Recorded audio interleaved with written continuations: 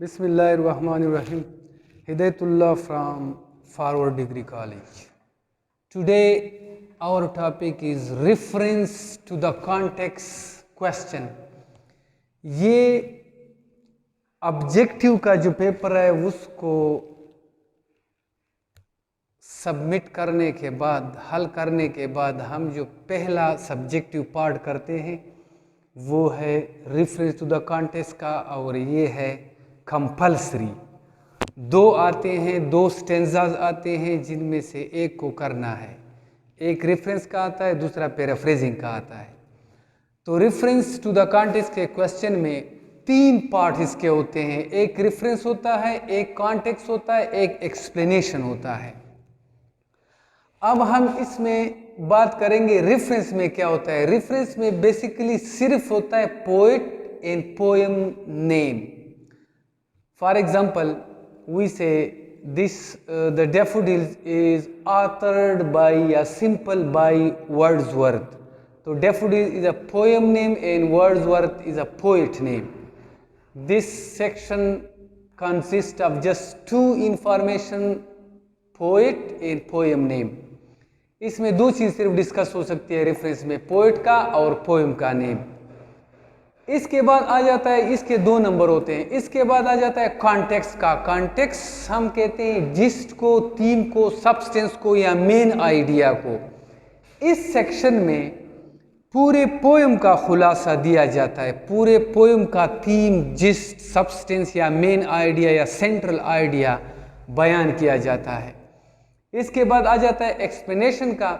तो एक्सप्लेनेशन जो गिवन उसने लाइन दिए होते हैं, 3 है 4 है, जो एक्सटेंजा है, a division of a poem.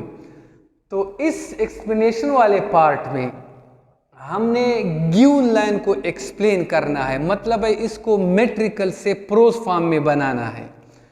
इसी सेक्टर में फिगरेटिव लैंग्वेज की भी बात होती है। अगर कहीं पे सिमिली इस्तेमाल हुआ है, मेटाफर इस्तेमाल हुआ है, हाइपरबोली इस्तेमाल हुआ है या पर्सनिफिकेशन है, any figurative language we have discussed in previous lectures. अगर उन गिवन लाइन में ये जो चार उसने दिए हैं, अगर कोई फिगरेटिव लैंग्वेज का एक चीज़ इस्तेमाल हुआ है, फॉर एग्जांपल सेमिली का है या मेटाफर का या सेनेक्डिकी का या मेटान, तो हम उसी को इस एक्सप्लेनेटिव वाले पार्ट में डिस्कस करेंगे। दूसरी जो हम बात है, ये रेफरेंस, कॉन्टेक्स्ट और एक्सप्लेनेशन लिखने की जरूरत नहीं है बतौर टाइटल की, बल्कि ये पोएट एंड पोएम एक पैराग्राफ, फिर लाइन स्पेस छोड़ के हम लिखेंगे कॉन्टेक्स्ट को। जो वर्ड नहीं लिखना, बस सिर्फ एक लाइन स्पेस जो है ना, इसको इस तरह छोड़ देते हैं और फिर यहाँ से शुरू करते हैं रेफरेंस टू रेफरेंस का, कॉन्टेक्स्ट का जो क्वेश्चन है, जो पूरे पोएम का जो मेन खुलासा है। इसके बाद जो एक्सप्लेनेशन का पार्ट आ जाता है, तो ये लिखने की जरूरत नहीं, बल्कि इसी तरह लाइन स्पेस छोड़ के हमने एक्सप्लेन करना है वो गिवन लाइन को। तो फिर हमारे पास 3 पैराग्राफ बन जाएंगे।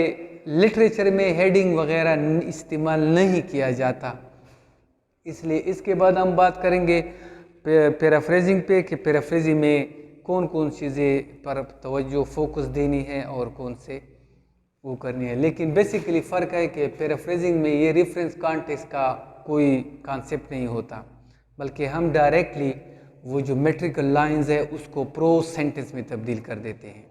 Thank you.